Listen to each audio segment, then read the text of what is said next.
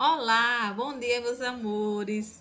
Hoje, iremos rever alguns conteúdos, ou seja, as unidades, unidade 5, unidade 6 de geografia, para que possamos revisar alguns pontos importantes para a nossa avaliação, certo? Iremos iniciar com dinâmica populacional, ok? Registrem a data de hoje, 20/10, como revisão de geografia. Ok? Iremos lá, como a tia sempre fala, iremos fazer aquele resumão, E pegar os pontos mais importantes, certo? Que fica melhor para vocês o que? Estudarem, certo? O primeiro tema que vem aqui trazendo, que vem abordando aqui no conteúdo de geografia, é sobre a distribuição das populações rural e urbana. Tá? Então, a gente não precisa focar muito nisso aqui. Vamos para o ponto principal, tá? Aqui, tá? Sobre o êxodo rural. O que vem a ser mesmo o êxodo rural, gente? O que é mesmo? É um movimento, de pessoas do campo em direção à cidade, Ou seja, são aquelas pessoas que saem do campo para as cidades em busca de quê? De melhorias, de qualidade de vida melhor, certo? Grifem aí, tá? Ou coloquem no caderno as suas observações, tá certo? Sobre o que vem a ser aí o êxodo rural, tá, gente? Aqui ele tá falando a mesma coisa, como já vimos, o intenso movimento de pessoas migrando do campo para a cidade, tá? Migrando, ou seja, o que eu acabei de falar, é que sai do campo, no popular, é que sai do campo para a cidade, em busca, de melhorias, como eu acabei de dizer. Certinho? Isso é a definição do que vem a ser êxodo rural. Certo? Aí temos aqui, gente, deixa eu até olhar aqui, alguns fatores, certo? Que contribuíram para o que? Desencadear esse processo que? Migratório, dentro do país, ou seja, dentro do nosso país, do Brasil, certo? Conheceremos alguns, desses fatores. Não irei definir cada um, irei apenas citar, tá? A mecanização do campo é um fator importante, o Estatuto do Trabalhador Rural, certo? A oferta de vagas nas indústrias também foi outro fator que contribuiu para essa migração, certo? Busca de melhor qualidade de vida, como eu sempre venho repetindo, tá? Por isso ocorre muito, até nos dias atuais, essa migração do pessoal do campo para a cidade, em busca desses fatores. Ok, gente? Então, se atentem isso aí também, que é importante. Certinho? Vamos lá, vem aqui a hora da leitura, estuda essas atividades. Possa ser que venha alguma perguntinha perdida, ok? Agora, os fluxos migratórios e ocupação do território brasileiro, tá? As migrações internas são deslocamentos populacionais que ocorrem dentro do mesmo país. Nós vimos, debatemos muito sobre isso aqui, sem alterar o quê? O número total de habitantes. Isso aí já é de se entender, já é compreensível, né, gente? Se eu, a professora Michele, moro aqui em Penedo, certo? Eu migro, ou seja, eu se mudo, no popular, para Neópolis, tá? Então, isso não vai alterar, gente, o número de habitantes do nosso país. Não, porque foi uma migração interna. Ocorreu dentro do mesmo país, certo? Agora, por exemplo, professora Michele vai embora para os Estados Unidos, ou seja, Nova York.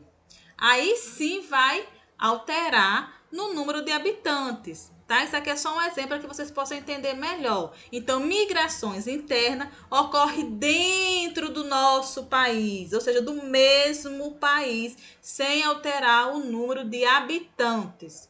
Certinho? Isso aqui é o ponto, tá? Grifem aí que é importante, certo? As migrações internas brasileiras não apenas geraram diferentes fluxos migratórios pelo país, como também contribuíram para quê? Intensificar essa ocupação do interior do território brasileiro. Tem esses infográficos aqui que vocês podem estar dando uma analisada também, certo? Os principais fatores que o quê? Que impulsionaram a ocupação do interior do Brasil. Se atentem também. E quais foram esses fatores? Construção de Brasília, ampliação das vias de transporte, facilidade de funcionamento, desenvolvimento da atividade de mineração, certo, gente? Esses foram os 4 fatores que contribuíram, ok? Então, também se atente, veja a definição de cada um, a função que cada um teve, tá? Nessa contribuição aí, para que vocês compreendam, tá? Os fluxos populacionais atraídos para as regiões interioranas do país deram origem a diversos municípios e promoveram o rápido crescimento de muitos que já existiam ali, né? Isso também já é visível e compreensível de nós entendermos, certo? A concentração atual da população brasileira, tá? A população brasileira não está distribuída uniformemente pelo território brasileiro, certo? Existem áreas com alta concentração de pessoas, enquanto outras concentram um número reduzido de habitantes. Isso também já é bem, né, compreensível também. Nós sabemos que a área urbana se concentra muito mais pessoas do que a área rural, ou seja, a zona rural, tá, gente?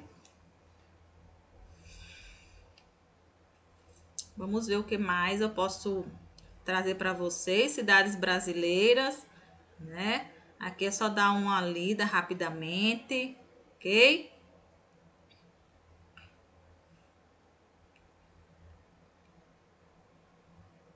Aqui, vamos lá. Existem diversos aspectos que diferenciam as cidades brasileiras uma das outras, principalmente em relação às atividades econômicas desenvolvidas e ao número total de seus habitantes. De acordo com o número de habitantes, o IBGE classifica as cidades brasileiras como pequenas, médias e grandes, tá? As pequenas variam, tá? Até 100 mil habitantes. Já as médias, entre 100 mil a 500 mil. As grandes, acima de 500 mil. Tá? É só para você se atentar aí a diferença entre pequena, média e grande. Tá, gente? Também não tem dificuldade nisso aí, não. É bem simplesinho. Tá? Cidades que estabelecem relações entre si. Dá uma lida aí rapidamente também. Foque nessas atividades aqui. Use o que aprendeu. É o objetivo de toda a unidade estudada, certo? Está toda corrigida essas atividades. Então, se atente também a elas, ok? Iremos agora iniciar outra unidade, como eu tinha falado, unidade 6, tá? Crescimento das cidades. Gente, aqui é dia 20, tá? Porque aqui foi o dia que eu dei a aula e fica aqui registrado, certo? Dia 20/10/2020, tá? Aula de revisão de geografia, certo? Para vocês não se confundirem. Vamos lá, deixa a tia olhar os pontos mais importantes para que vocês não venham também centralizar no que não é preciso, né?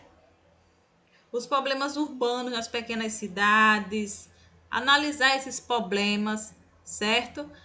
Que nós falamos até um tempo atrás, aí, eu acho que foi na aula passada, sobre esses problemas, né, de infraestrutura, disponibilidade de serviços públicos, que é precário, tá?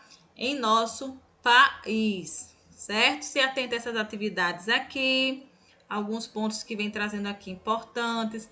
Mobilidade nas cidades. Nas cidades, a mobilidade urbana é um dos grandes desafios da gestão pública. Gente, mobilidade urbana é a maneira e os meios pelos quais as pessoas se deslocam, tá? No espaço urbano, tá? Mobilidade é o direito de eu ir e vir, tá, gente? É como nós se deslocamos de um lugar para outro, tá?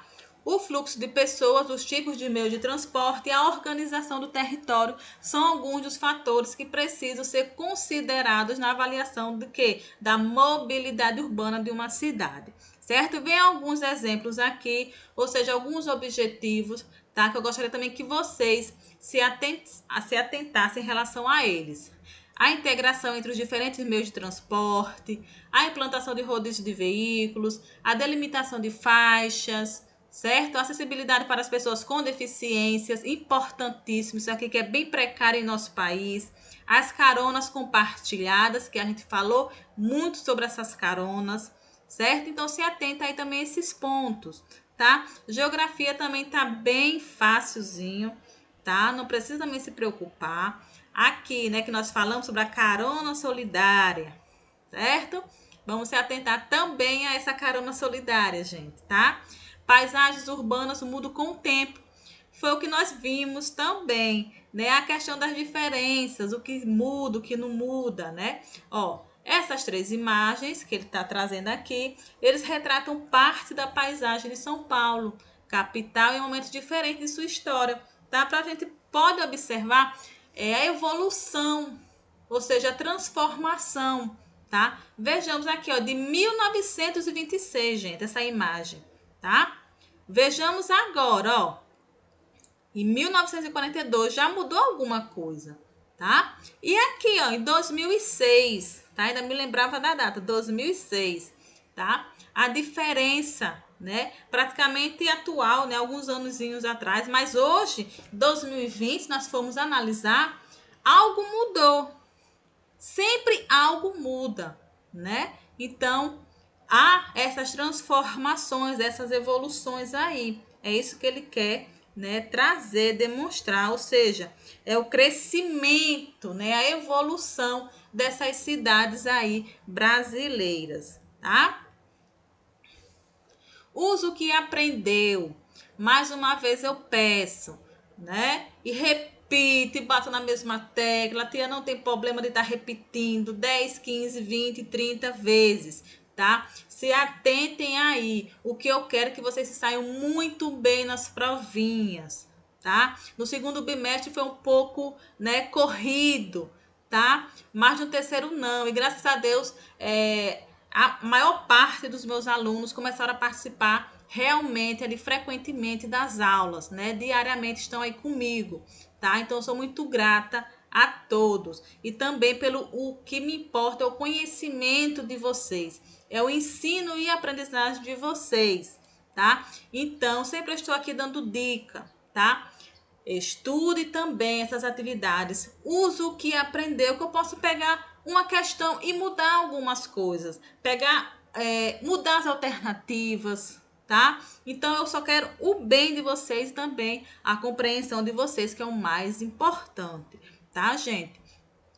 Aqui eu estou fazendo um resumão, como eu já disse, mas em nossa videoconferência a gente tira todas as dúvidas, não se preocupe, tá? Igual nós fizemos em ciências, já fizemos no primeiro conteúdo de matemática sobre porcentagem, então não se preocupem, tá? Vocês não irão ficar com nenhuma dúvida. Mas como eu falei, geografia é tranquilo, ok? Estude essas atividades, como a tia vem falando, né? Acho que vocês não têm enjoado de a tia falar. Estuda essas atividades. Use o que aprendeu, tá? Porque é um objetivo da unidade, gente. Ele vem perguntando tudo sobre o conteúdo. Então, por isso que eu digo, dá uma olhadinha lá, tá? Fora a explicação também que eu venho aqui sempre batendo na tecla, ok? Nós iremos ficar até aqui, né? Que foram só essas 2 unidades, graças a Deus, né? Porque se fosse mais, vocês iam um pouquinho se perder. Muita coisa na cabecinha de vocês, tá? Mas tranquilo, a provinha, tranquilo, tá? Basta o quê? Estudar, certo? Então, aguardo vocês em nossa videoconferência. Ah, outra coisa, anotem as dúvidas no caderno, para quando chegar na hora da videoconferência, tira com a professora a dúvida que tenha ficado, tá certo? Beijo e até já!